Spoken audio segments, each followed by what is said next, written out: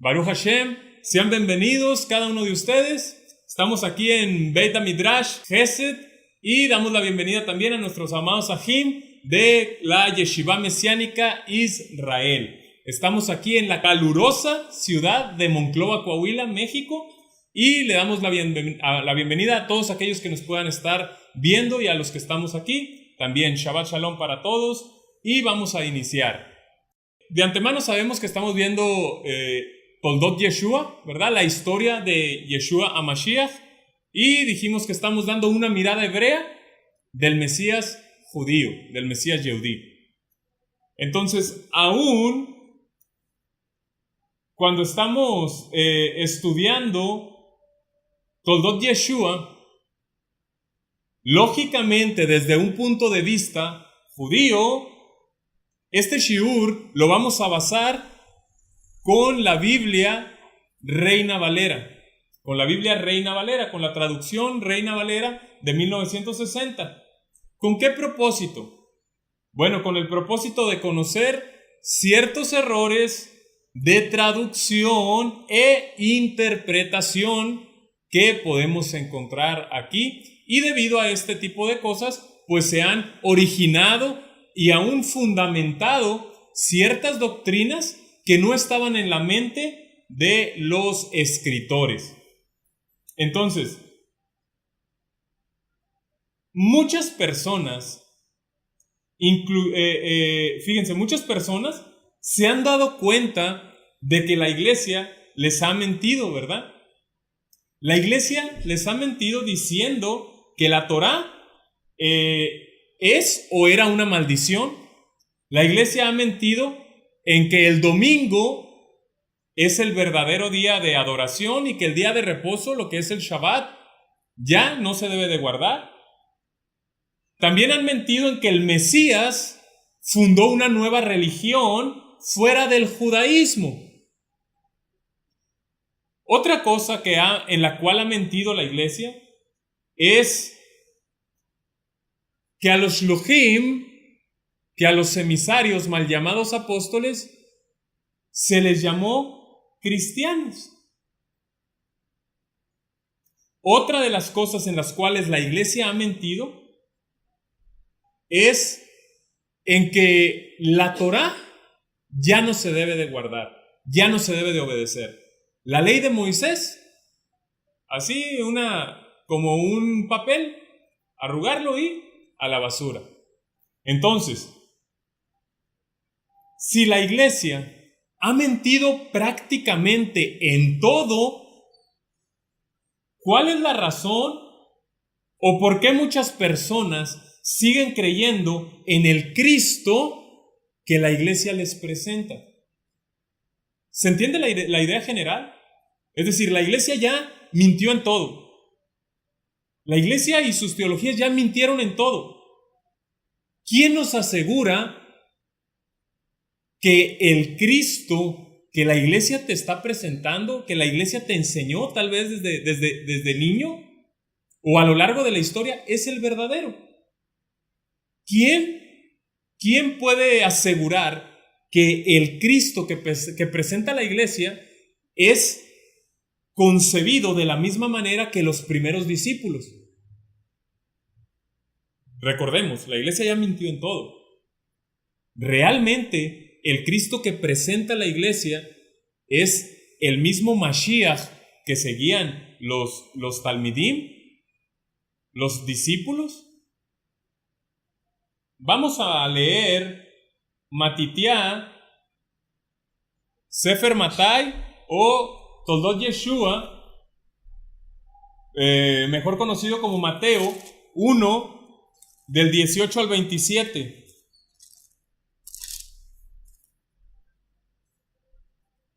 Y voy a ir leyéndolo, apúntenlo, sus citas, vayan anotando para que se les sea un poquito más fácil poder aprender, ¿verdad? Recordemos que una de las maneras, en las cuales el ser humano aprende es apuntando, ¿verdad? Apuntando y repitiendo oralmente, pues de esa manera se aprende más. Lo voy a leer, pueden seguirme con su vista. Dice, voy a leer desde el Pasuk 18 hasta el 27. Perdón, hasta el 25. No tiene 27, hasta el 25.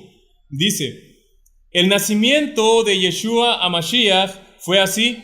Estando desposada Miriam, su madre, con Yosef, antes que se juntasen, se halló que había concebido del Ruach HaKodesh. Yosef, su marido, como era justo y no quería infamarla, quiso dejarla secretamente. Y pensando él en esto, he aquí un malaj, un ángel del Adón, le apareció en sueños y le dijo, Yosef, hijo de David, no temas recibir a Miriam, tu mujer, porque lo que en ella es engendrado del Ruach HaKadosh es, y dará a luz un hijo, y llamará su nombre Yeshua, porque él salvará a su pueblo de sus pecados.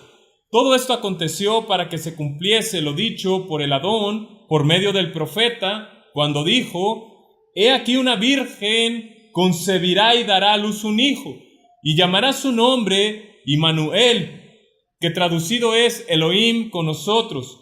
Y despertando Yosef del sueño, hizo como el malaj del Adón le había mandado, y recibió a su mujer, pero no la conoció hasta que dio a luz a su hijo primogénito, y le puso por nombre Yeshua. Según lo aprendido en el shiur pasado, ¿cuál fue el motivo o cuál fue el propósito de Matitiá al haber iniciado su sefer dando a conocer la genealogía de Yeshua Rabenu? Es pregunta. Eso lo vimos en el shiur pasado, ¿verdad? Y como pregunta, ¿cuál fue el motivo por el cual Matitiá inició su sefer, su escrito, su libro, si lo quieren entender de esa manera, exponiendo o dando a conocer la genealogía del Rebbe? ¿Para qué? ¿Ah? Bueno.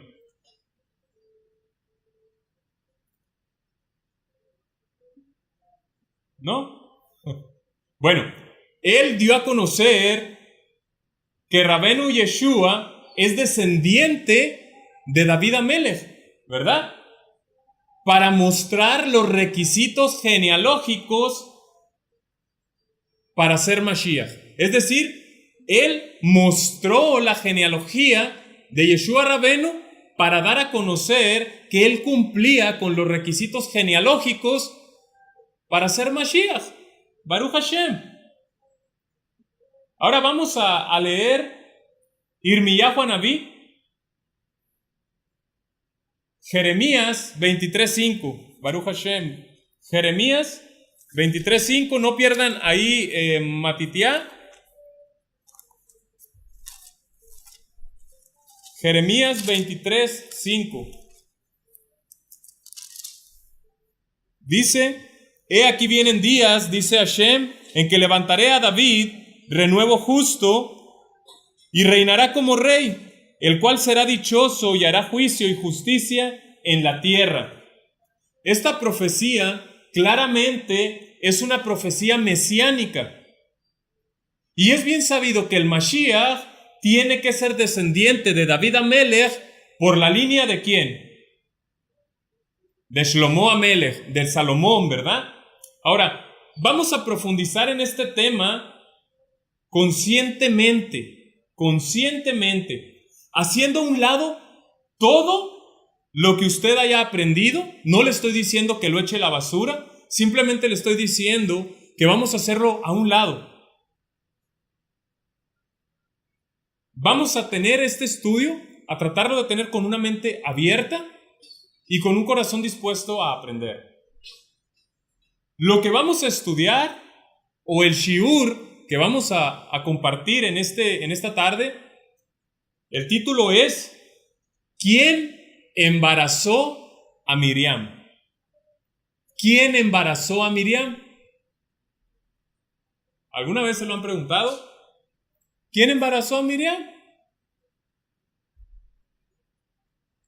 Como pregunta, ¿ya lo apuntaron? Baruch Hashem. ¿Qué es una copia?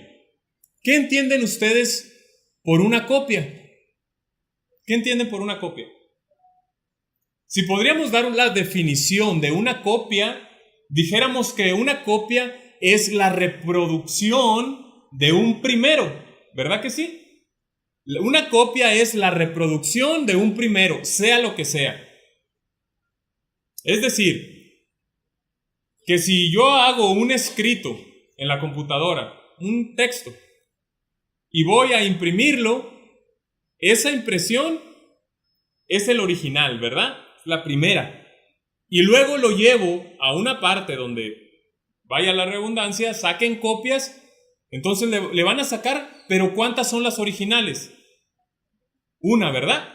La que yo imprimí, esa es la original. Todas las demás son copias, aun que sean iguales, ¿verdad que sí? Son copias.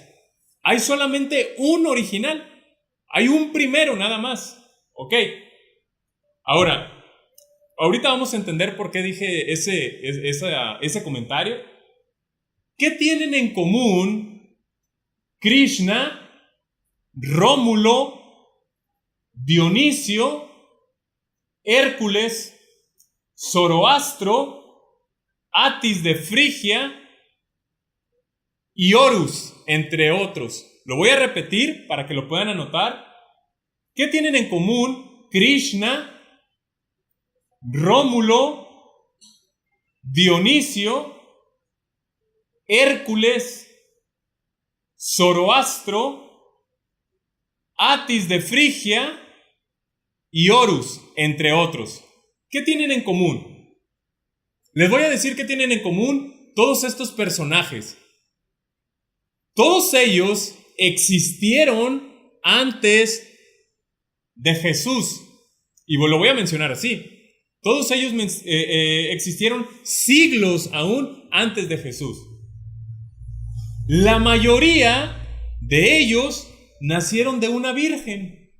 La mayoría nacieron de una virgen. Sus madres fueron embarazadas de manera sobrenatural. Y algunas otras cosas también, ¿verdad? Eran hijos de la divinidad. Según la cultura de cada uno, su Dios supremo tomó a la Virgen y de ahí nació alguno de estos personajes. ¿Les recuerda algo eso? ¿Qué expone la doctrina cristiana sobre el nacimiento de Jesús? Estamos hablando de cristianismo. ¿Qué expone la doctrina cristiana acerca del nacimiento de Jesús? Vamos a ver 4 puntos. Y este shiur va a estar basado en estos 4 puntos, los cuales expone la iglesia acerca del nacimiento de Jesús. Lógicamente nosotros no creemos en Jesús, ¿verdad? Nuestro Mashiach se llama Yeshua. Yeshua ben Yosef Minetzaret. Yeshua, hijo de Yosef de Nazaret, por decirlo de alguna manera. Primer punto, que María ya estaba o quedó embarazada inmediatamente después de hablar con el malaj o con el ángel. Repito, que María ya estaba o quedó embarazada inmediatamente después de hablar con el ángel. Y repito que esto es lo que expone la doctrina cristiana acerca del nacimiento de Jesús. Punto número 2, que Jesús es heredero al trono de David de una manera adoptiva. Repito el punto número 2, que Jesús es heredero al trono de David de una manera adoptiva. Punto número 3, que Jesús no tiene un padre biológico.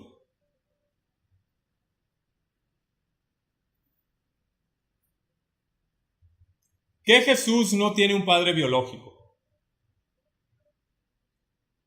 Y punto número 4 y final, que María fue embarazada por obra del Dios Espíritu Santo. Algunas personas se sienten ofendidas cuando digo el Dios Espíritu Santo. Sin embargo, ellos mismos lo dicen, ¿verdad? El Dios Padre, Dios Hijo y Dios Espíritu Santo. Entonces yo creo que no hay ningún problema cuando digo el Dios Espíritu Santo, ¿verdad?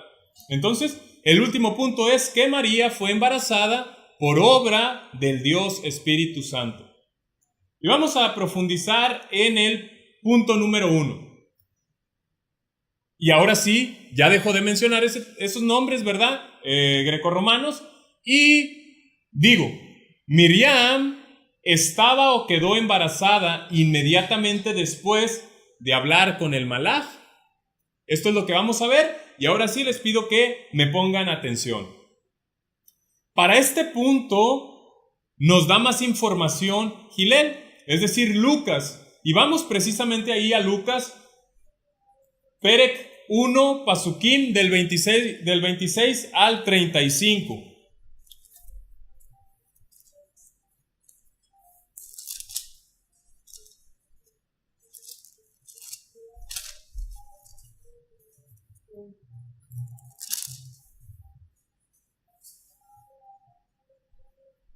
¿Ya lo tienen?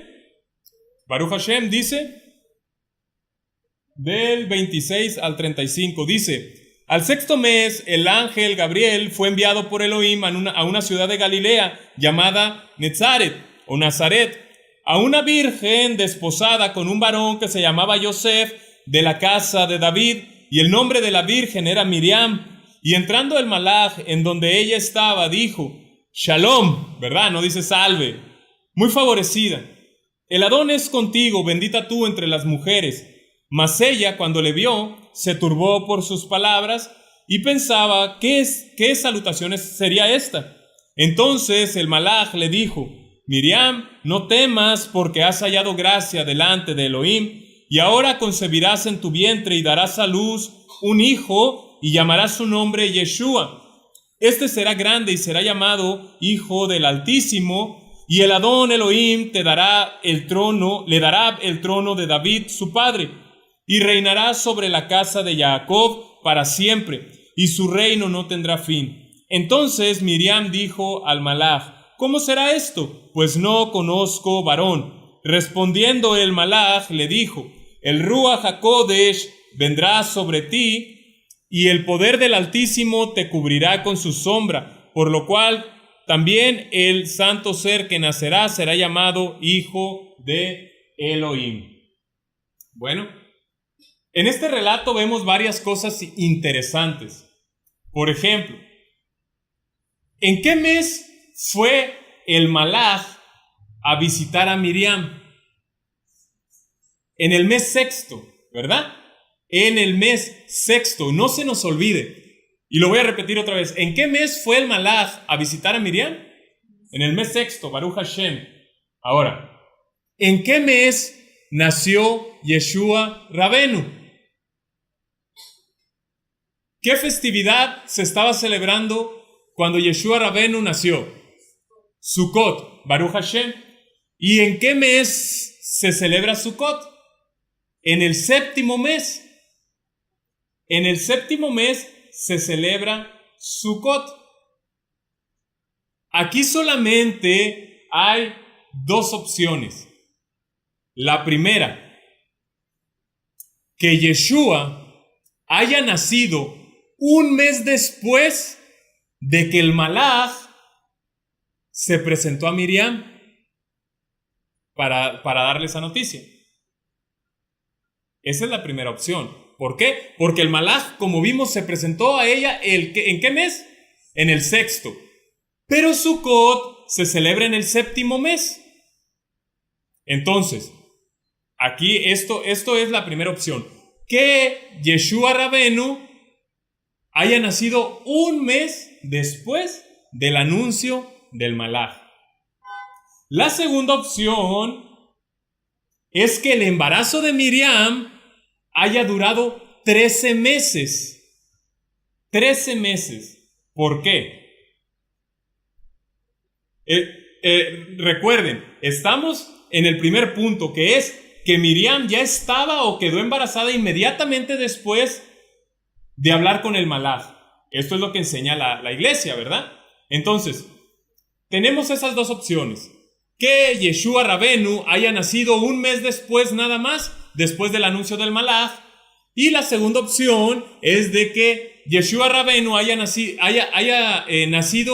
o haya sido un embarazo de 13 meses. De 13 meses. A lo cual, vaya, es imposible, ¿verdad? Bueno, el verso 31, fíjense, el verso 31 dice, a ver, déjenme lo busco. El verso 31 dice, de ahí mismo, de Gilel, de Lucas, dice, y ahora concebirás en tu vientre y darás a luz un hijo, y llamarás su nombre Yeshua, ¿verdad? Eso dice. Entonces, ¿por qué digo esto? Porque aquí da a entender, cuando le dice, y ahora concebirás en tu vientre, ahí quedó embarazada, ¿verdad? Eso es lo que enseña la teología cristiana. Pero como ya vimos, si eso es cierto, el embarazo debió haber durado un solo mes nada más, o el embarazo duró 13 meses, según la teología cristiana. Ahora, la Biblia textual es una Biblia muy recomendable. Yo se la recomiendo, la Biblia textual. La pueden buscar y comprarla, o bien pueden buscarla en internet, ¿verdad? Comprarla por internet. Pero es una Biblia muy buena, ¿verdad? Es recomendable. Bueno, la Biblia textual, veamos cómo lo traduce este verso que acabamos de leer. Y dice, he aquí, quedarás encinta y darás a luz un hijo, y llamarás su nombre Yeshua. La versión israelita nazarena, mejor conocida como la VIN, cita, mira, vas a concebir en tu vientre y darás a luz un hijo y le pondrás por nombre Yeshua. La Reina Valera actualizada, la Reina Valera actualizada, cita, he aquí, concebirás en tu vientre y darás a luz un hijo y llamarás su nombre Yeshua. Si vemos, todas estas versiones hablan de un embarazo que tendría Miriam en el futuro, ¿verdad? En el futuro. Ninguna dice, y ahora concebirás en tu vientre. Ahora, hoy, ¿verdad? No. Como vemos, el error se engendra en la versión Reina Valera de 1960. Porque en ella da a entender que Miriam quedó embarazada en el momento en el que el malaj le dio la noticia, o en el momento en el que el malaj habló con ella. Ahora, si el Rebbe, el maestro, nació en el 7º mes, en la festividad de Sukkot, Miriam debió haber quedado embarazada en el 10º mes. ¿Cuántos meses tiene el año? 12, ¿verdad? Entonces ella debió haber quedado embarazada en el 10º mes. ¿En qué mes dijimos que se presentó el malaj? En el 6º. Según la naturaleza humana, ¿cuántos meses dura un embarazo? 9 meses. No puede durar ni un mes, ni puede durar 13 meses. Entonces, Yeshua, o más bien Miriam, debió haber quedado embarazada en el 10º mes. Dijimos que el año tiene 12 meses. Entonces, si ella quedó embarazada en el 10º mes, del 10º al 11º es un mes. Del 11º al 12º, 2 meses. Del 1 del 12º al primero 3 meses, del primero al segundo 4 meses, del segundo al tercero 5 meses, del tercero al cuarto 6 meses, del cuarto al quinto 7 meses, del quinto al sexto 8 meses y del sexto mes al séptimo mes 9 meses. ¿Verdad? Entonces, él nació en el séptimo mes. Ahí lo tenemos. Entonces, ella no pudo haber quedado embarazada en el sexto mes. ¿Por qué? Porque Yeshua Rabenu nació en el séptimo mes. Como les dije, o las dos opciones, o nació un mes después, o su embarazo duró 13 meses. Conclusión del primer punto. Miriam no quedó embarazada en el mismo día que se le presentó el malaj. Esa es la conclusión del punto número 1.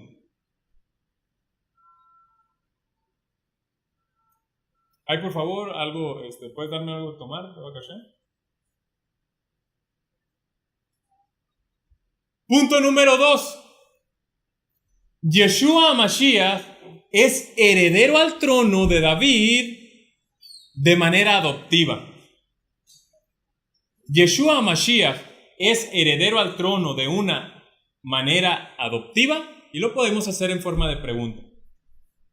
Y hacemos la siguiente pregunta. ¿Por qué el Mashiach tiene que ser de la tribu de Yehudá? ¿De la tribu de Judá? ¿Por qué? ¿Por qué Mashiach tiene que venir de la tribu de Judá? ¿De dónde sacaron eso? Bueno, como sabemos, Mashiach va a reinar, ¿verdad que sí? ¿Sí o no? Mashiach va a reinar. Entonces vamos a ver Génesis 49:10.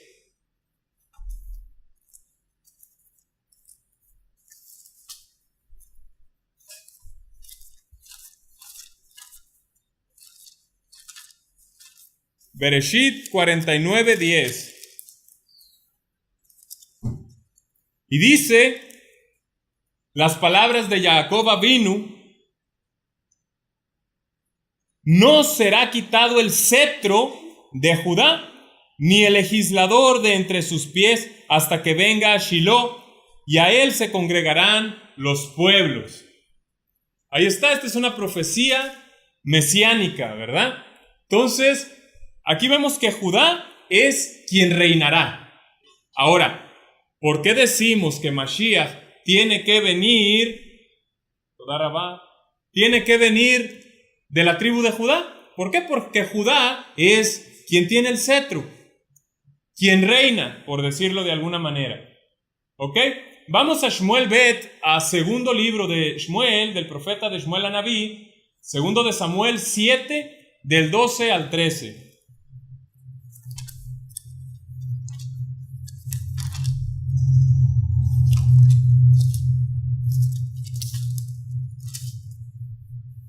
Dice: y cuando tus días sean cumplidos y duermas con tus padres, yo levantaré después de ti a uno de tu linaje, el cual procederá de tus entrañas, y afirmaré su reino.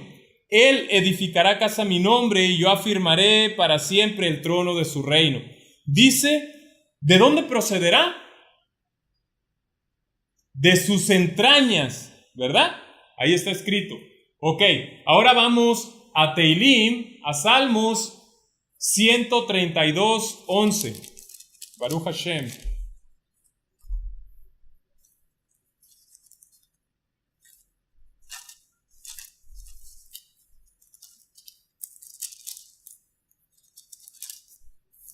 Dice: en verdad juró Hashem a David, y no se retractará de ello. De tu descendencia pondré sobre tu trono. Ahí está. De tu descendencia. Ahora, en ninguno de estos pasukim, de estos versos, vemos a un hijo adoptivo. ¿Verdad que no? ¿O sí? Tiene que ser de sus entrañas. Aquí vemos que Hashem juró a David. Dice, y no se retractará de ello. De tu descendencia pondré sobre tu trono, de tu descendencia. Entonces aquí no vemos a ningún hijo adoptivo. Bíblicamente o tanágicamente no vemos a ningún hijo adoptivo. Y aunque digan lo contrario, un hijo adoptivo no puede ser el heredero legal al trono. ¿Por qué? ¿Por qué? Porque como vimos aquí en Teilim 132:11, Hashem juró a David Amelech que su descendencia pondría sobre su trono, o sea, su descendencia.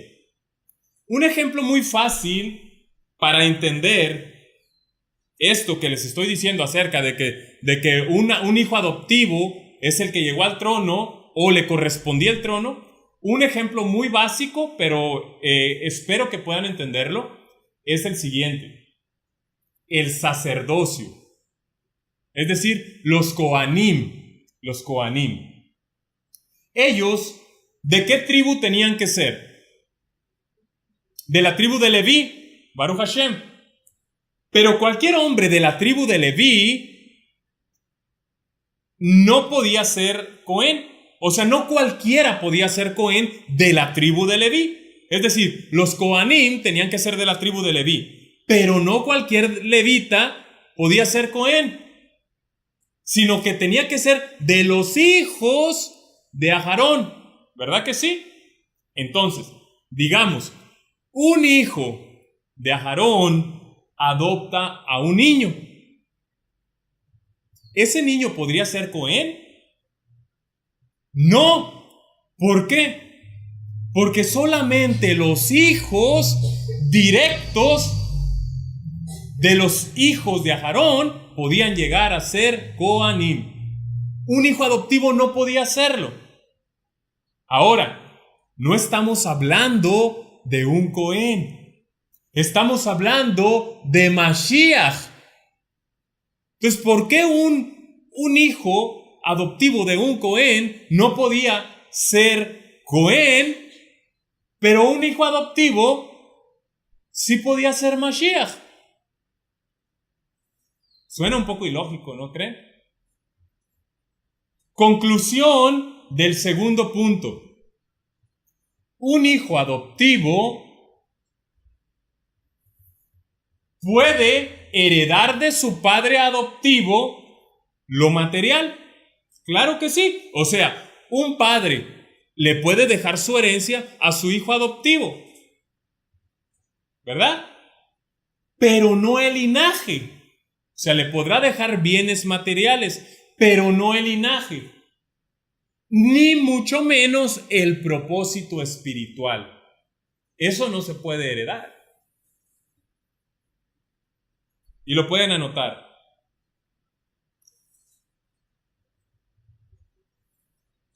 Baruch Hashem.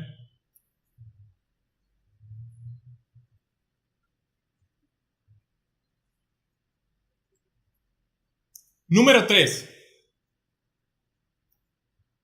También enseña la iglesia que Yeshua no tiene un padre biológico. ¿Lo enseña o no lo enseña la iglesia? ¿Sí o no?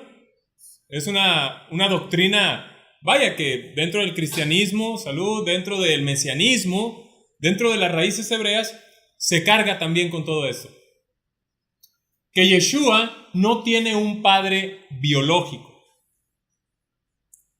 Ahora, retomando el punto de la genealogía de Rabenu Yeshua, la iglesia y desgraciadamente muchos mesiánicos, israelitas, nazarenos, como se quieran o como se llamen, no hay problema. Ellos enseñan que Miriam, o a quien la iglesia llama María, es la madre de Yeshua. Hasta aquí no tenemos ningún problema con eso. Claro que sí, ¿es la madre? Claro que sí. Baruch Hashem, ella es la madre de Yeshua Rabenu. Ahora, nosotros, los Yehudim Meshijim, no estamos en contra de eso. de que Miriam sea la madre de Yeshua, madre biológica, claro que sí. Pero debemos de tomar algo muy en cuenta. ¿Qué es?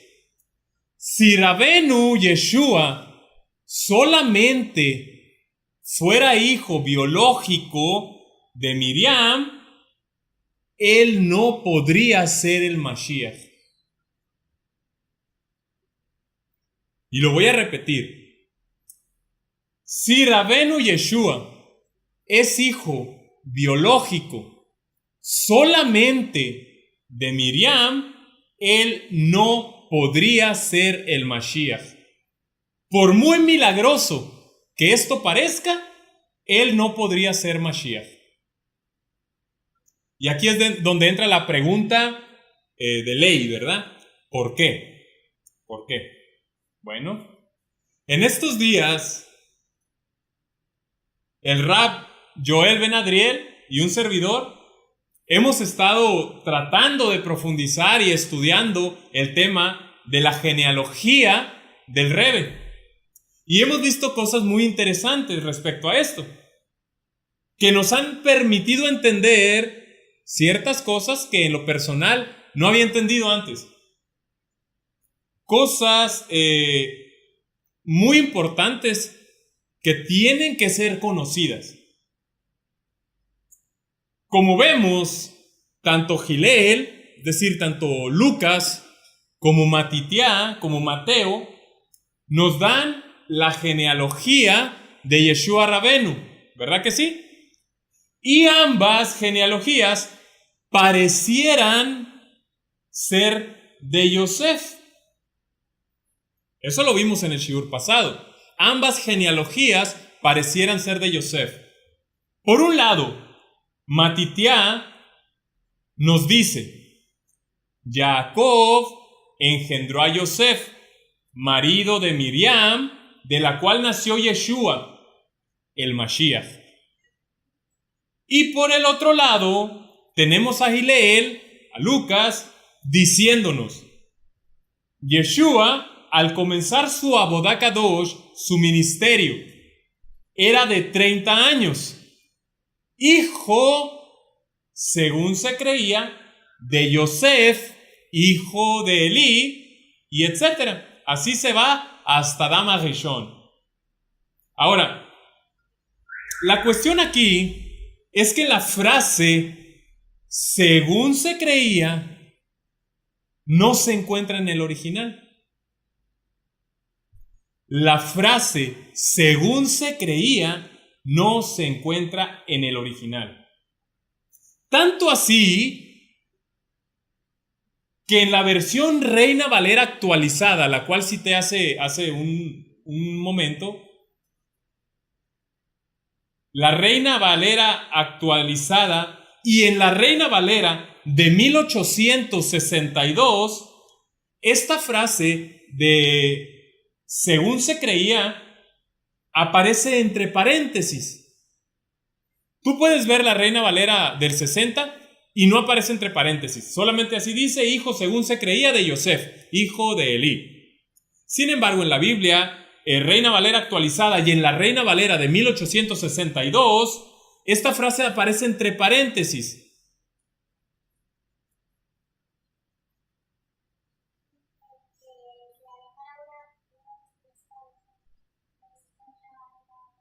Baruch Hashem.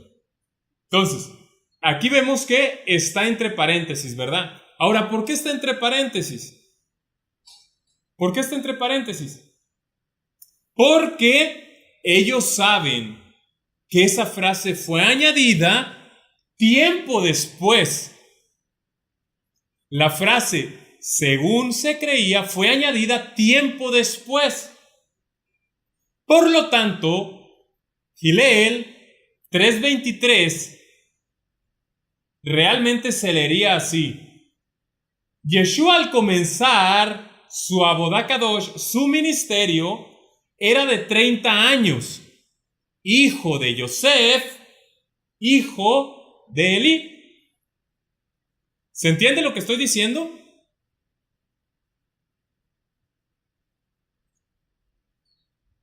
Ahora, ¿Por qué dije que si Yeshua Rabenu es hijo biológico solamente de Miriam, no podría ser el Mashiach? ¿Por qué? Porque Miriam no es descendiente de Shlomo Amelech, de Salomón, del rey Salomón. Entonces dijimos que Mashiach tiene que descender o venir de David Amelech, ¿verdad que sí? Por la línea de Shlomo. Pero Miriam no viene de la línea de Shlomo.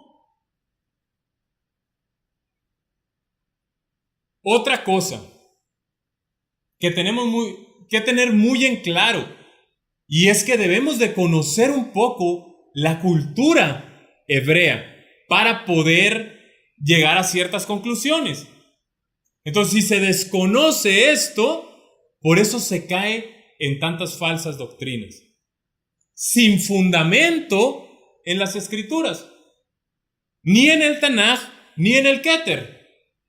Entonces, algo muy importante es que el linaje tribal, es decir, de la tribu,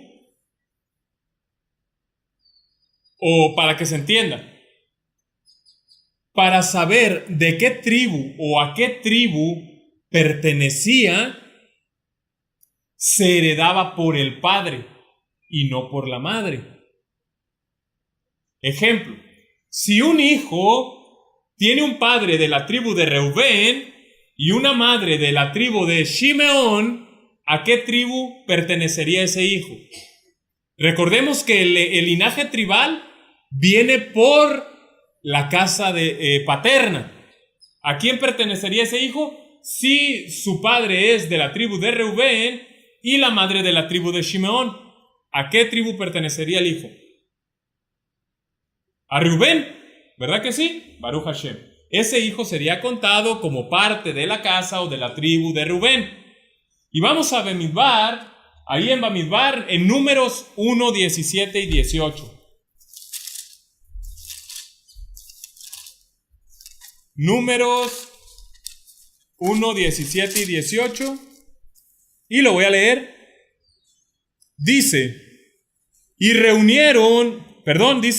tomaron pues Moshe y Aarón a estos varones que fueron designados por sus nombres. Y dice, y reunieron a toda la congregación en el día primero del mes segundo, y fueron agrupados por familias, ¿qué dice? Según las casas de sus padres, conforme a la cuenta de los nombres por cabeza, de 20 años arriba. Entonces, iban siendo agrupados según la casa de sus padres. Por lo tanto, el linaje tribal o de la tribu viene por la casa paterna. Ahora, y aún, fíjense, si Lucas nos estaría diciendo que solamente viene Yeshua Rabenu, engendrado solamente de Miriam, o nacido solamente de ella, sin necesidad de un padre biológico, él no sería de la tribu de Judá. Para que el Mashiach sea de la tribu de Judá, necesita que el padre sea de la tribu de Judá, ¿verdad? Pero Miriam viene, claro, pues de la tribu de Judá, pero del linaje de Natán. Del linaje de Natán. Y vamos a verlo ahí en Gilel, en Lucas 3. Lucas 3, Gilel 3, 31 y 32.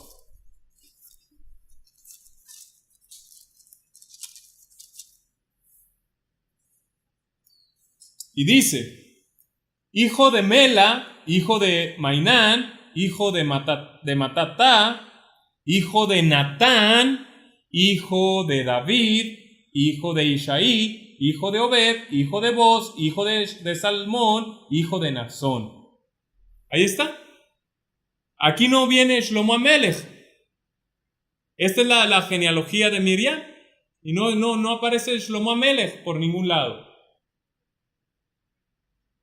¿Cuál es el aparente problema?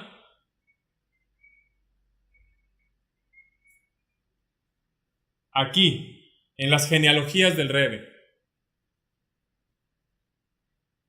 Es claro que Matitiá nos da la genealogía de Yosef por la línea de Shlomo, ¿verdad que sí? Por la línea de Salomón.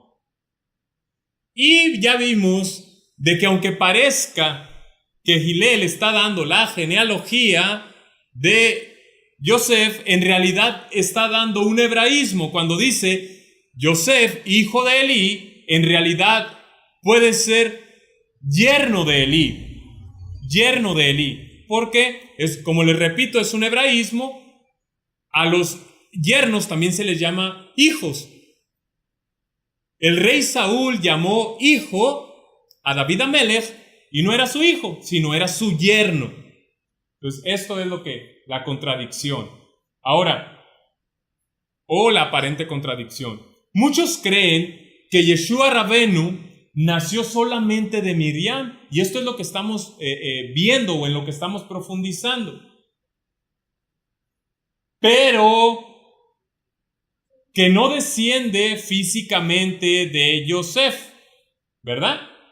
Ahora, y basan su doctrina en Bereshit, en Génesis 3:15, que dice: y pondré enemistad entre ti y la mujer, entre tu simiente y la simiente suya. Esta te herirá en la cabeza y tú le herirás en el calcañar. ¿Verdad? Ahí dice, es que eso nada más se lo dijo a Javá. Entonces, por lo tanto, como no tomó en cuenta Hashem a Adam Arishon, nada más se lo dijo a ella, pues nada más tiene que venir de la mujer. Nada más de la mujer. Aquí no entra, no hay cabida para un hombre. Ahora, también basan esta doctrina en Gálatas 4:4. Dice: pero cuando vino el cumplimiento del tiempo, Elohim envió a su hijo, nacido de mujer y nacido bajo la ley. Ahora, nacido de mujer. Como les digo, ahí se toma de que pues nada más tiene que nacer de una sola mujer, nada más, de la mujer. Como ahí dice que es nacido de mujer, pues entonces aquí Yosef no tiene nada que ver. Él es el padre adoptivo. Pero ya vimos que Mashiach no puede no puede tomar el linaje de David siendo un hijo adoptivo. Independientemente de quién sea el padre, no podría hacerlo así. Tiene que descender del padre. Ahora, vamos a Mateo 11:11.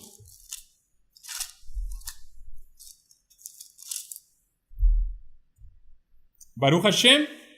Y dice: de cierto os digo, que entre los que nacen de mujer, no se ha levantado otro mayor que Yohanan Amadvil, Yohanan el inmersor.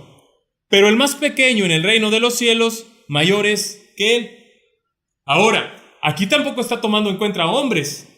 El mismo Rebbe, Yeshua Rabenu, está diciendo: entre los que nacen de mujer, no se ha levantado otro mayor que Yohanan Amadvil. Entonces, ¿Yohanan Amadvil también nació de una virgen? ¿Yohanan Amadvil también nació sin necesidad de un padre biológico? Porque aquí el Rebbe está diciendo de entre los que nacen de mujer. Y estas cosas se han tomado, como ya vimos, que en Gálatas 4:4 dice: cuando vino el cumplimiento del tiempo, Elohim envió a su hijo nacido de mujer. Entonces, nacido de mujer quiere decir que es sin un padre biológico. Entonces Yohanan Amadvil, y fíjense, aquí dice, de entre los que nacen de mujer. O sea que hay muchos de los cuales no hubo intervención masculina para procrear ese hijo. Es pregunta. Aquí está en la Biblia, no estamos tomando ningún libro extraño a lo que se conoce como Biblia. Para no entrar en otras cosas, ¿verdad? Para no entrar en que digan, no, es que está leyendo literatura rabínica o está leyendo aquello. No, aquí estamos. Y con la Reina Valera. Ahora, a Yeshua se le identificaba como hijo de Yosef. Como hijo de Yosef. Y vamos a Gileel, a Lucas 4:22.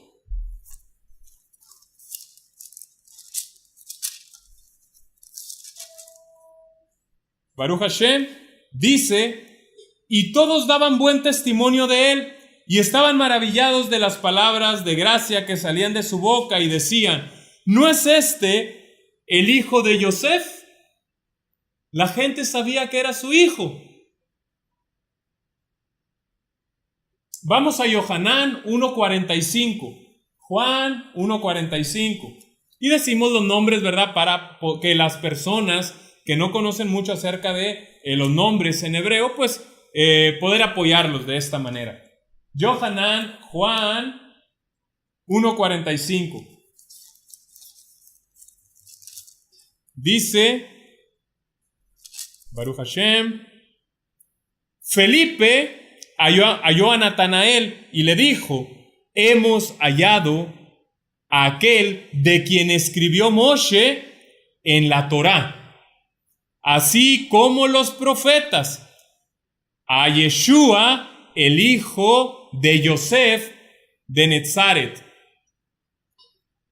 Ahora, aquí Felipe pregunta, Felipe que conocía de Torá, porque si no conocía de Torá, ¿cómo sabía las profecías de Moshe Rabenu y de los profetas? Lógicamente conocía Torá y conocía Nabim y Ketubim, conocía Tanaj, ¿verdad? Entonces él vio que las profecías se cumplieron en Yeshua. Pero él dice, hemos encontrado a Yeshua, el hijo de Yosef, de Netzaret. Si ellos conocían las profecías, ¿cómo es que dice el hijo de Yosef? Si se supone que tenía que nacer de una virgen, ¿por qué no dijo el hijo de Miriam? ¿Por qué dijo el hijo de Yosef? Ahora, incluso Miriam declara que Yosef es el padre y no el padrastro de Yeshua Rabenu. Vamos ahí mismo a Gileel, estamos cerquitas, a Lucas 2:48. Gileel, Lucas 2:48. Ah, caray. Ah, perdón, me equivoqué. Aquí está. Dice, Baruch Hashem, cuando le vieron, se sorprendieron y le dijo su madre, hijo, ¿por qué nos has hecho así? He aquí, tu padrastro, no, ¿verdad? Tu padre y yo te hemos buscado con angustia. Tu padre y yo. Ahora, otras pruebas de que Yosef era descendiente de David Amelech y no Miriam son las siguientes. Fíjense. O sea, cuando digo de que Yosef era descendiente de David Amelech y no Miriam, me refiero por la línea de Shlomo, no que Miriam no tenga nada que ver con David Amelech, no. Vamos a ver ciertas pruebas que nos dicen que Yosef es el que venía de David Amelech por la línea de Shlomo. Y vamos a Matitiá, Mateo 1:20. Baruch Hashem, bendito es el Abacadosh. Y dice, Y pensando él en esto, he aquí un malaj del Adón le apareció en sueños y le dijo: Yosef, hijo ¿de quién? De David, no temas recibir a Miriam tu mujer, porque lo que en ella es engendrado del Ruach HaKodesh es. Ahí está. Entonces le dice el malaj: Yosef, hijo de David. Ahora vamos también a Hillel, a Lucas 1:27.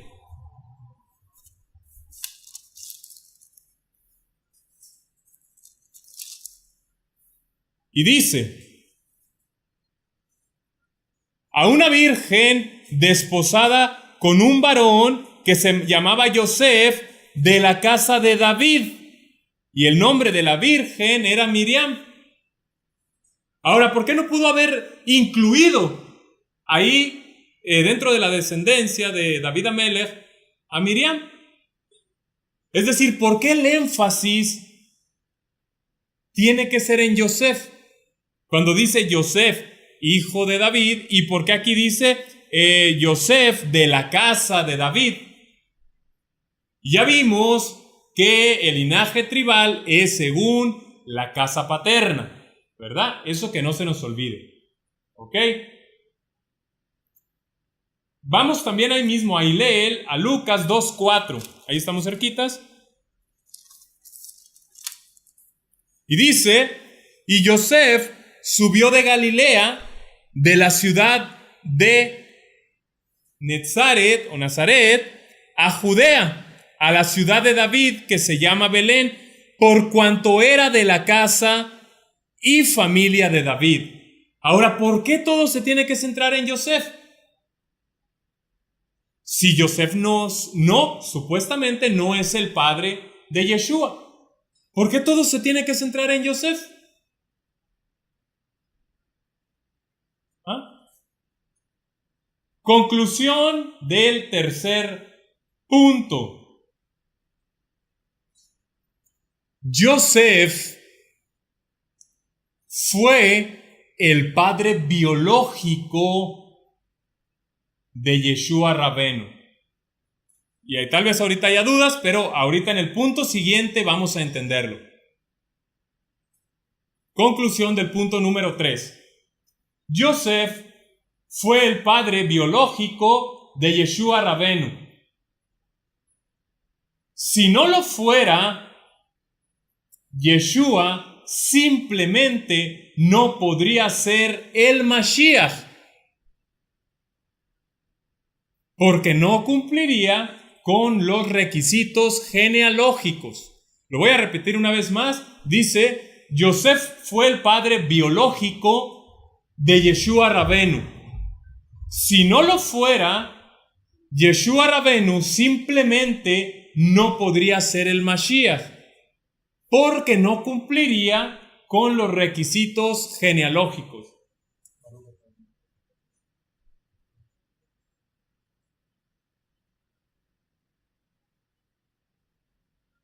Y el punto número 4.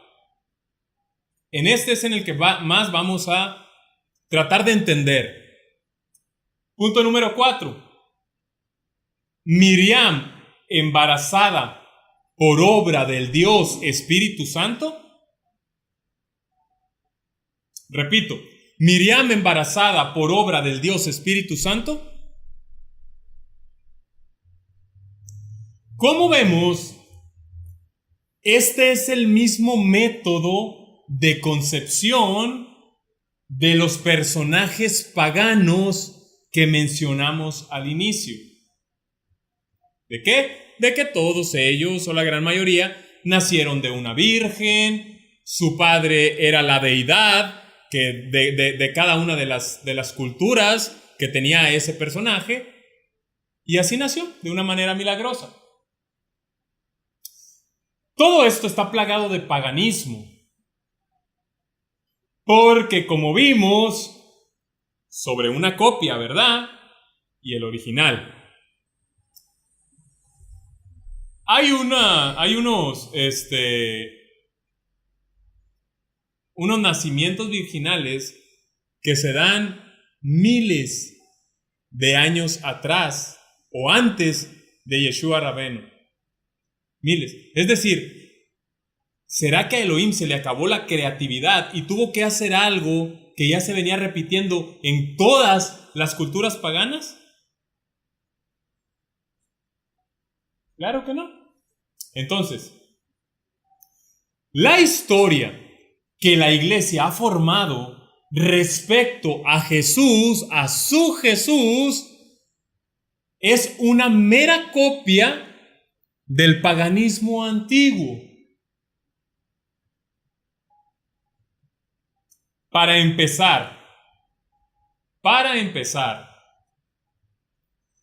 de las 4 Besorot, de los 4 evangelios, para que se entienda, ¿por qué solo 2 hablan del nacimiento virginal si se supone que era algo sumamente importante que demuestra la mesianidad de Rabenu Yeshua? Voy a repetir la pregunta.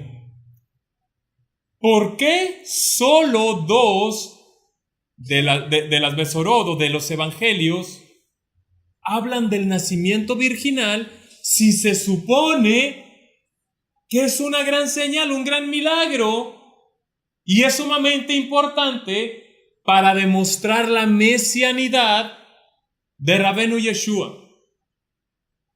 ¿Por qué? ¿Por qué Marcos, Meir y Yohanan no tomaron en cuenta eso?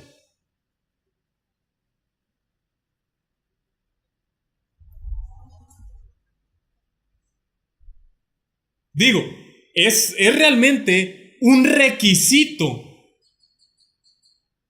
que Mashiach tenga que venir, que tenga que haber nacido, igual que como nacieron todos los personajes de las culturas paganas, para poder ser el Mesías de Israel. Ahora vamos a ver qué dice Yohanan, Juan 20:31. Y como les dije, no vamos a hablar de Talmud, no vamos a hablar de Mishnah, de Gemara. Estamos hablando de simplemente aquí, la Reina Valera. Yohanan 20:31. Lo voy a leer. Y dice: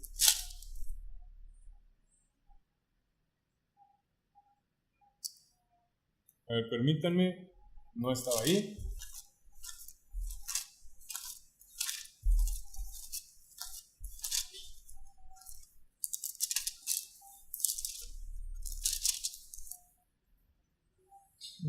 Dice: pero estas palabras se han escrito para que creáis que Yeshua es el Mashiach, el Hijo de Elohim, y para que creyendo tengáis vida en su nombre.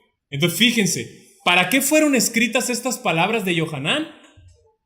¿Para qué? Lo voy a repetir. ¿Para qué fueron escritas estas palabras de Yohanan? Dice: han sido escritas, pero estas se han escrito para que creáis que Yeshua es el Mashiach, ¿verdad? Entonces, ¿con qué propósito escribió Yohanan estas palabras? Para que las personas que quizá no vieron personalmente a Yeshua Rabenu creyeran que él era el Mashiach, ¿verdad que sí? ¿Sí o no? Sí. Ok. Entonces, ¿por qué dentro de sus argumentos no tomó en cuenta el nacimiento virginal? O sea, si sus escritos fueron hechos con el propósito de que aquellos que no creían que Yeshua era el Mesías, ¿por qué no tomó en cuenta el nacimiento virginal? Siendo que ese sería un gran argumento para decir que él es el Mashiach. ¿Por qué no lo tomó en cuenta? Esto nos lleva rápidamente a la profecía de Isaías 7:14. Ahora, ¿por qué no lo tomó en cuenta? Porque no era necesario. Así de simple. Vamos a Isaías 7:14. Yeshayahu Anabí 7:14.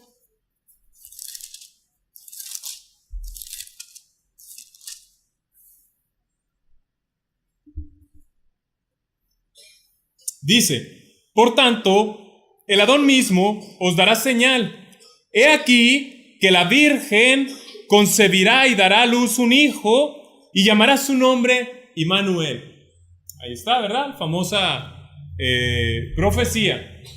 Ahora, dice el rabino Yosef Ben Márquez que algunos eruditos dicen que virgen es una mala traducción en la Septuaginta, que es la traducción griega utilizada por los escritores de los evangelios. Y debería haber sido traducida como mujer joven. Esto significa, estoy diciendo dentro de la opinión del Rab Yosef Ben Márquez, esto significa o significaría que la historia podría estar basada en una mala traducción. En el original hebreo, y pongan atención, la palabra utilizada, de la cual tradujeron virgen, es alma. Alma, acentuada en la segunda estrofa, o en la segunda sílaba, perdón. Alma. ¿Qué significa literalmente doncella, muchacha pura, joven? Lo voy a repetir. Alma significa literalmente doncella, muchacha pura, joven, pero no necesariamente una virgen. No necesariamente una virgen.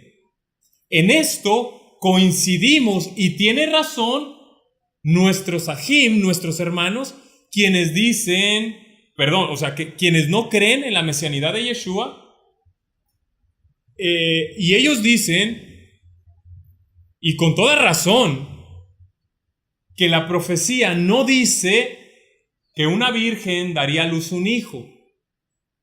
Ellos dicen y argumentan que Yeshua no puede ser el Mashiach.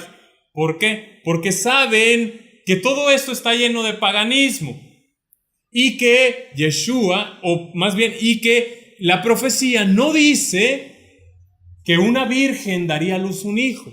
Ahorita vamos a ver por qué. Nosotros, los Yehudim Meshijim, o en este caso, en la Yeshiva Mesiánica Israel, apoyamos que alma, en el contexto de esta profecía, no implica una mujer virgen. No implica una mujer virgen. Es decir, una mujer que no haya tenido relaciones sexuales, sino simplemente una mujer joven. Eso es lo que quiere decir. Simple y sencillamente una mujer joven, no virgen. Existe en el hebreo una palabra exclusivamente para virgen, para una mujer que no ha tenido relaciones sexuales. Y esta palabra es betulá, con B, E, T de Tito, U, L, A, H. Betulá. Ahora, algo interesante es que aun cuando existía o cuando existe la palabra betulá, Yeshayahu Anabí no utilizó betulá, no utilizó la palabra virgen, sino alma, la cual significa, como ya les dije, mujer joven, doncella, muchacha pura, pero no necesariamente una mujer que no haya tenido relaciones sexuales. Ahora, ¿por qué Yeshayahu Anabí no utilizó la palabra betulá? Porque no se estaba refiriendo a una virgen, sino a una muchacha joven. A eso es a lo que él se estaba refiriendo. Ahora, si ponemos atención, ninguno de los profetas ni tampoco en la Torá habla acerca de que una virgen dará luz de una manera milagrosa. No. Ahora,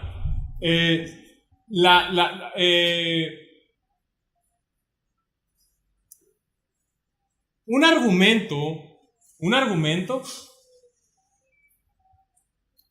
Ok, ahora, si ponemos atención, como les dije, ninguno de los profetas habla acerca de una virgen dando a luz, ¿verdad? Ahora, solo lo hace Yeshayahu Anabí, y esta es una mala traducción. Por lo tanto, ninguno dice de que una mujer virgen dará a luz un hijo. Ahora, además, o aunado a esto, nuestro pueblo Israel siempre esperó, y pongan atención en esto, nuestro pueblo Israel siempre esperó que el Mashiach vendría vía paterna de la tribu de Judá. Israel siempre esperó que el Mashiach vendría por vía paterna de la tribu de Judá, no de la vía materna. Un argumento muy utilizado es la traducción de la Septuaginta. La Septuaginta. Y ahí la palabra alma la tradujeron al griego en la Septuaginta como partenos. Partenos. Y partenos, según, ¿verdad?, significa virgen. Entonces, como en la traducción Septuaginta, que es la traducción del hebreo al griego, se tradujo alma como partenos, y partenos lo han traducido como virgen, pues entonces eso llegan a la conclusión a decir de que los sabios sabían que era una virgen, y ahí se fundamenta todo. Ahora, realmente, bueno, hago este comentario antes. La traducción Septuaginta fue la primera traducción que se hizo del hebreo, de la Torá, del hebreo, hacia otro idioma. Entonces, como esto fue cientos de años antes de que el cristianismo existiera, pues lógicamente dicen, ahí está, todavía el cristianismo no existía, y ya ellos están hablando de que una virgen concebiría y daría a luz un hijo. Por lo tanto, no es una idea cristiana, sino judía. Y esto no es así. ¿Por qué? ¿Realmente partenos del griego significa virgen? Vamos a Bereshit, a Génesis 34 del 2 al 3. Bereshit, Génesis 34 del 2 al 3. Baruch Hashem, vamos a hablar de Dina, ¿verdad?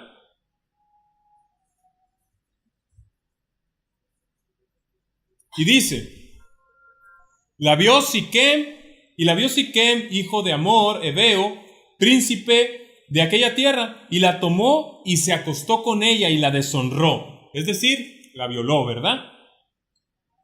Pero su alma se apegó a Dina, la hija de Lea, y se enamoró de la joven y habló al corazón de ella. ¿Cuándo se enamoró?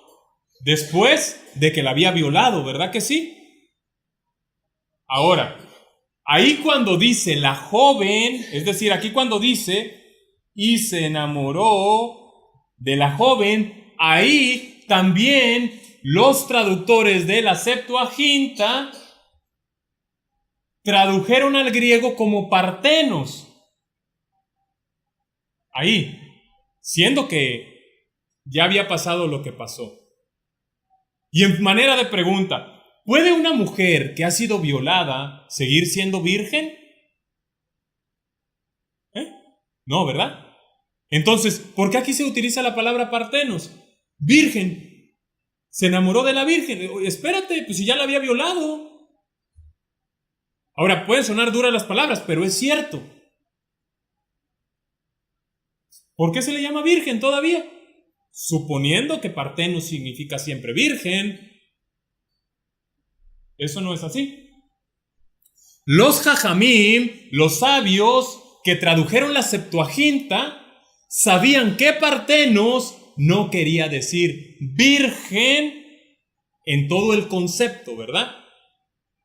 Entonces, este error en cuanto a la virgen le cayó como anillo al dedo a el paganismo, ¿verdad? Porque lo vieron similar a sus creencias. Ahora, fíjense, este error se ha ido corrigiendo en algunas Biblias cristianas. Este error de la Virgen se ha venido corrigiendo en algunas Biblias cristianas. Y voy a citar algunas traducciones. La Biblia Dios habla hoy. Dice, pues el Señor mismo les va a dar una señal. La joven está encinta y va a tener un hijo al que pondrá por nombre Immanuel. Ahí dice virgen, ¿verdad que no? Dice la joven. La Reina Valera contemporánea dice, estoy hablando de la Reina Valera, ¿verdad? Reina Valera contemporánea dice, pues ahora el Señor mismo les dará una señal. La joven concebirá y dará a luz un hijo y le pondrá por nombre Immanuel. Ahí está otra vez, la joven concebirá. Hay mucha diferencia entre la joven y la virgen. Ahora, la Nueva Versión Internacional dice, por eso el Señor mismo les dará una señal.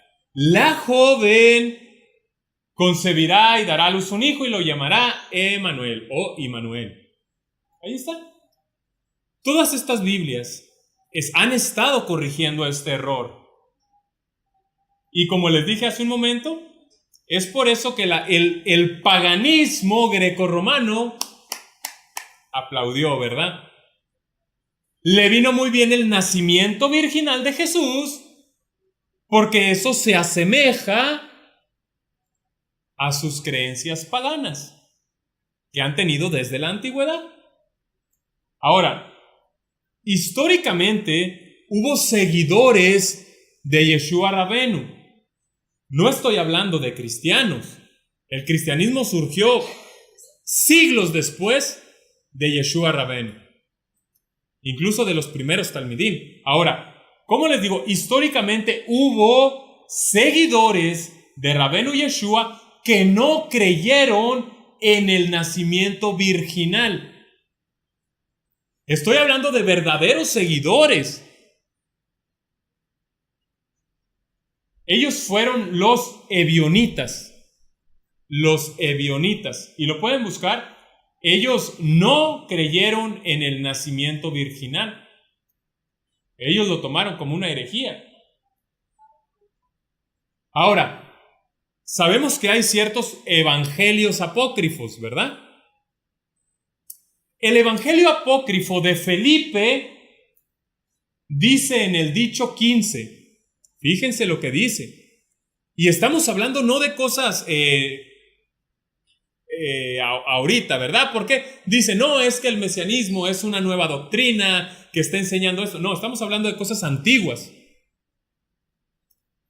Y ahí dice el evangelio apócrifo de Felipe, dicho 15, algunos dicen que Miriam fue embarazada por la Ruach HaKodesh. Se engañan, no saben lo que dicen. ¿Cuándo jamás fue hembra embarazada por hembra? ¿Por qué dice esto? Porque Ruach es una palabra femenina. Por eso muchos lo traducen como la Ruach HaKodesh, que no está mal, no está mal. Es por eso él dice, ¿cómo? O sea, es algo femenino. ¿Cómo una mujer, una hembra, cuando jamás una hembra fue embarazada por hembra? Dice, algunos dicen que ella fue embarazada por la Ruach HaKodesh. Se engañan, no saben lo que dicen. Entonces, antes de responder, aquí podemos hacernos esta pregunta. ¿A qué se refiere Matitiá cuando dice que Miriam estaba desposada con Yosef? Repito, ¿a qué se refiere Matitiá cuando dice que Miriam estaba desposada con Yosef? Y como mencioné, antes de responder esta pregunta, debemos entender que el matrimonio judío se da en 2 etapas.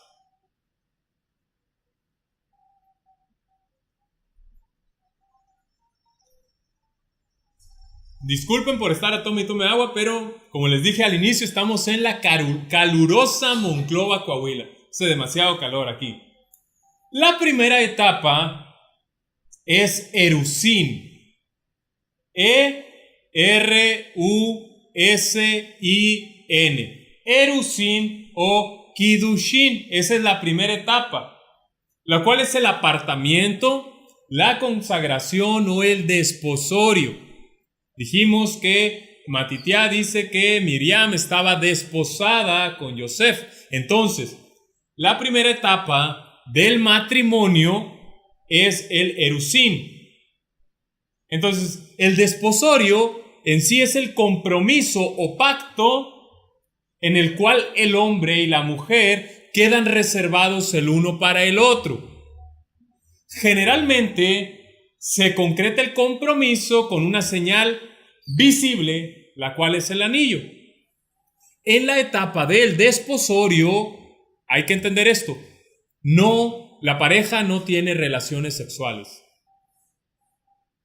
La segunda etapa es el niusin, N-I-S-U-I-N, niusin, que es el matrimonio en sí.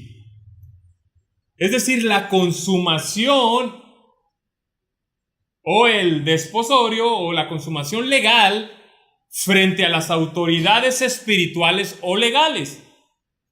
En otras palabras, o para que se entienda, es la boda misma, ¿verdad? La pareja recibe las bendiciones delante de Hashem y solo hasta ese punto o hasta que eso pase, la pareja puede vivir o puede comenzar una vida de marido y mujer, ya teniendo relaciones sexuales y todo esto. Cuando el malaj se presentó a Miriam y Yosef estaban en la primera etapa, en el Erusín o Kiddushin. Ahora sí, y empieza ya la pregunta. La pregunta general, ¿verdad? Y vimos todo esto para llegar a esta pregunta. ¿Quién embarazó a Miriam? ¿Quién embarazó a Miriam? La respuesta, si han estado entendiendo con lógica todo esto, ¿quién fue? Yosef. Ahora, según el contexto y quitando de nuestra mente toda influencia grecorromana, cuando Miriam recibió el anuncio del malaj, ella estaba en el Erusín, ¿verdad? Estaba comprometida en la primera etapa, solo comprometida. El malaj le dijo, y vamos a leer a Lucas 1:30 al 33, para ver qué fue lo que le dijo el malaj. Lucas 1:30 al 33.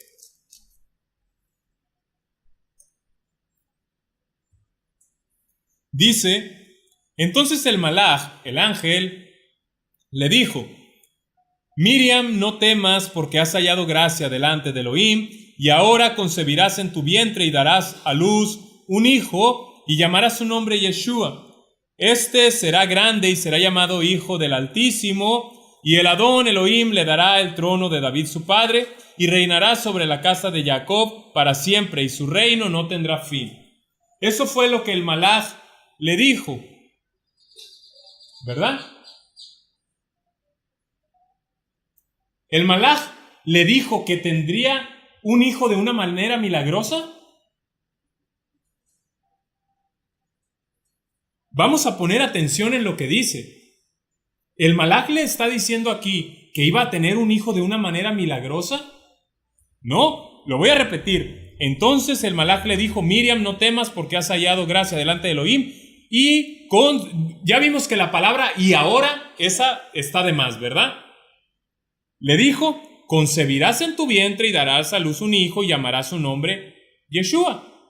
Este será grande y será llamado Hijo del Altísimo, y el Adón, Elohim, le dará el trono de David su padre y reinará sobre la casa de Jacob para siempre y su reino no tendrá fin.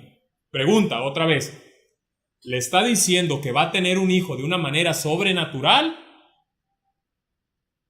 No, le está diciendo que en el futuro va a tener un hijo el cual iba a hacer todo eso. Nunca le está diciendo el malaj que va a tener un hijo de una manera sobrenatural, sin necesidad de su desposado, por decirlo de esa manera, Yosef. Aquí no le está diciendo el malaj eso. Entonces, ¿cuál fue la respuesta de Miriam? ¿Cuál fue su respuesta? La vemos en el pasuk 34. Dice: entonces Miriam le dijo al malaj: ¿cómo será esto? Pues no conozco varón. Ahora, ¿está mintiendo Miriam? No. ¿En qué etapa el casamiento estaban? En la primera etapa, Erusín, ¿verdad? Donde no había relaciones sexuales.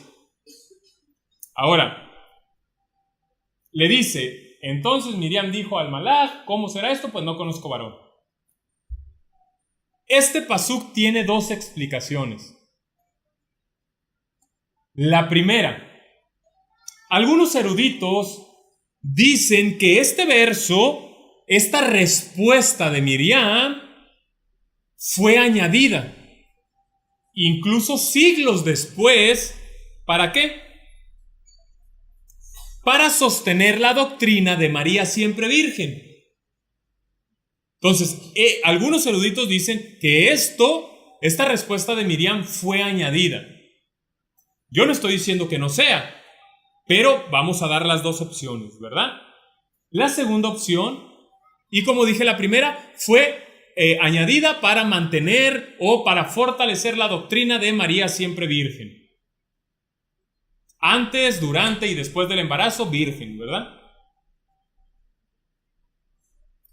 Dice, o vemos aquí en la segunda explicación, la cual es: al momento del anuncio del malaj, Miriam era virgen. Ahora, en forma de pregunta, después del anuncio del malaj, ¿cuánto tiempo quedó para poder ser embarazada o para que fuera embarazada? 4 meses. 4 meses. Entonces Miriam y Yosef tuvieron los meses suficientes para pasar a la siguiente parte del matrimonio, que es el niusim, ¿sí o no? Y después de eso, por lógica, tuvieron relaciones sexuales, de las cuales nació Yeshua. ¿Está algo fuera de la razón? No. Ya vimos que el malaj vino en el 6º mes y lógico, no pudo haber nacido un mes después. Ni tampoco, si quedó embarazada en ese momento que el malaj habló con ella, no pudo haber nacido hasta el 7º mes del próximo año y el embarazo hubiera durado 13 meses. O sea, es ilógico. Entonces, tuvo que haber, miren, Yeshua tuvo que haber sido procreado, o cómo se dice, bueno, tuvo que haber sido embarazada Miriam en las épocas por ahí de diciembre. ¿Qué fiesta judía se celebra en diciembre? Hanukkah, la fiesta de las luces. ¿Y qué dijo Yeshua? Yo soy la luz del mundo. Entonces, en la fiesta de las luces bien pudo haber sido concebido Yeshua Rabenu, la luz del mundo. Y ahí todo encajaría y nace en Sukkot, ¿verdad? Baruch Hashem, 9 meses después. Pero como no se conoce todo esto, pues ahí tienen a su virgencita, ¿verdad? Bueno, Esta es la segunda opción, ¿verdad? Ahora, ¿cómo pregunta? ¿Por qué si Yosef era el padre biológico de Yeshua, dice que no quería infamarla? ¿Por qué? Porque ustedes se lo pueden preguntar. Bueno, si él es el padre, ¿por qué dice que no quiere infamarla? Si se supone que él es el padre, ¿qué acaso estará actuando de manera cobarde? ¿No se quería hacer cargo del niño? No. Vamos a Matitiá 1 del 19 al 21. Y aquí lo tengo, lo voy a leer. Dice: Yosef, su marido, como era justo, no quería infamarla. Ya vimos que dentro de la mentalidad hebrea, una persona, un sadik, como lo era Yosef, es una persona que guarda y guarda bien la Torá. Ese es un sadik. Por lo tanto, Yosef, no José el carpintero, Yosef, el que dice en el hebreo tectón, que bien pudo haber sido manejado la cantera, ¿verdad? Sido cantero o bien constructor e incluso hasta arquitecto, ¿verdad?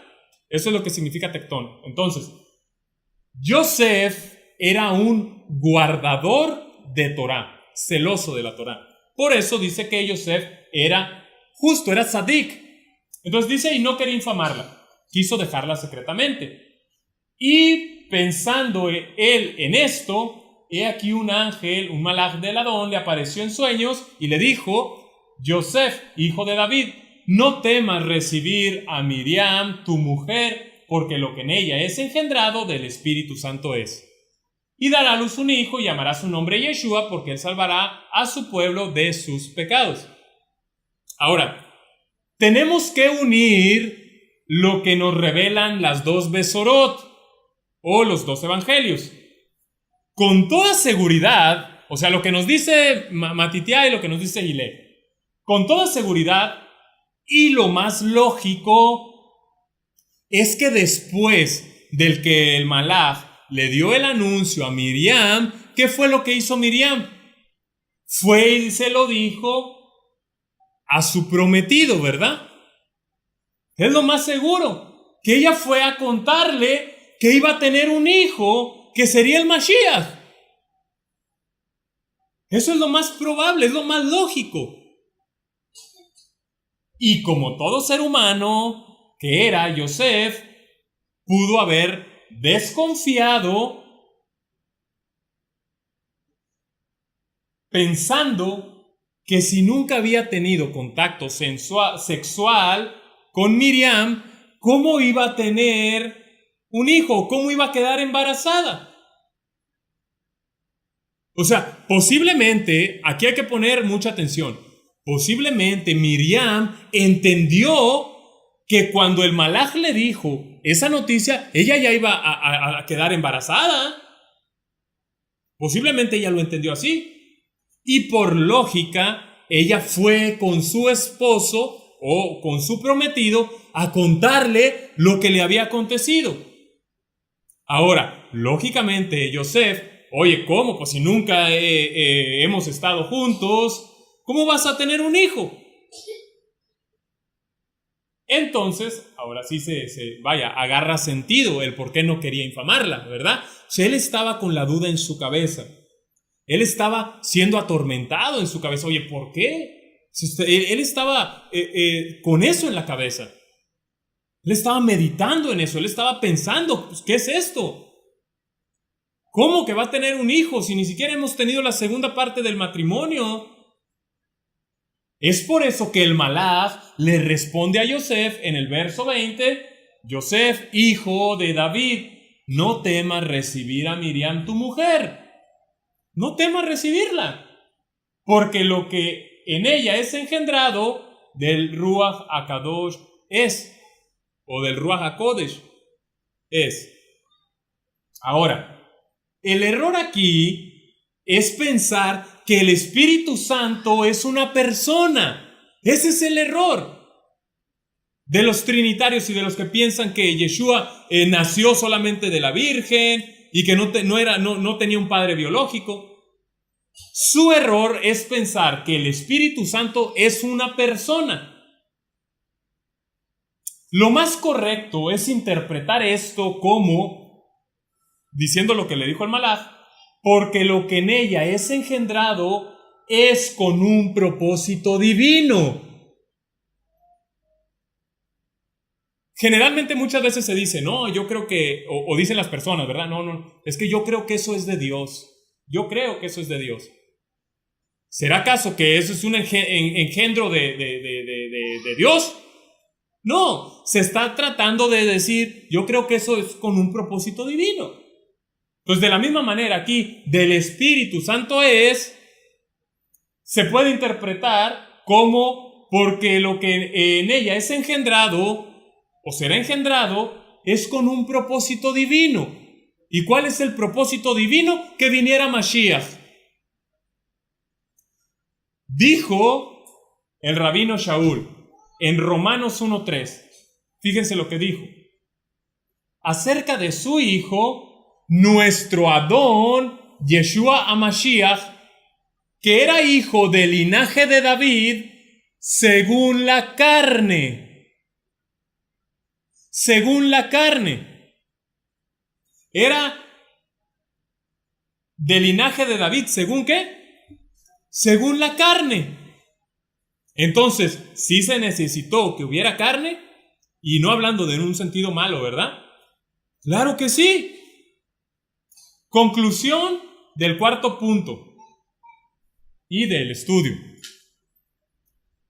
Miriam fue embarazada por Yosef, su esposo. Y nada tiene de extraño que un matrimonio tenga relaciones sexuales y por consiguiente un hijo o hijos. Si Yeshua Rabenu no fuera hijo de Yosef, simplemente y según la Torá, está descalificado para ser el Mashiach.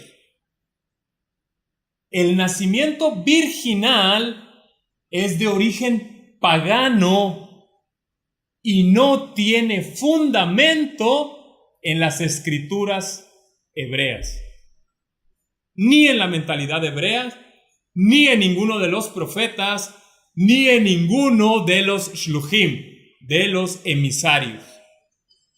No existe en la Biblia un nacimiento virginal. Ya lo vimos, ya vimos todo esto, cómo se ha malinterpretado. La fe no es una fe ciega. La fe yehudí, el judaísmo, no es una fe ciega. No es como otras religiones, las cuales tienen que ver, las cuales se basan en milagros, las cuales se basan en lo que pueden ver, en lo que pueden obtener. No, el judaísmo no es así. Nuestra fe es una fe consciente, en la cual Akadosh Baruj Hu, el eterno bendito sea, ya nos reveló su voluntad, ya nos reveló su palabra. Y nada nuevo hay escrito. ¿Cómo debemos de ser? Como los nobles de Berea, escudriñando a ver si las doctrinas realmente tienen un fundamento en la Torá, en la Biblia. Esto es lo que acabamos de hacer hoy, escudriñar y darnos cuenta que un nacimiento virginal y un hijo biológico, un hijo adoptivo, no tiene un fundamento en la Biblia. Ni en la Torá, ni en el Tanaj completo, ni en el Keter, Kitbe, Talmidim, Reshonim, en los escritos de los primeros discípulos. Si hay personas que están llevando este tipo de doctrina, si han estado teniendo este tipo de entendimiento, tienen que salir corriendo de esto. Tienen que dejar atrás el paganismo porque no tiene base ni fundamento en la Biblia. en el entendimiento judío, en el escrito hebreo. Y tal vez diga, no, pues es que eso es judío, eso es judaísmo. Estamos hablando de una Biblia, de unos libros judíos. Por lo tanto, se tienen que interpretar de una manera judía, no de una manera occidental. No se puede.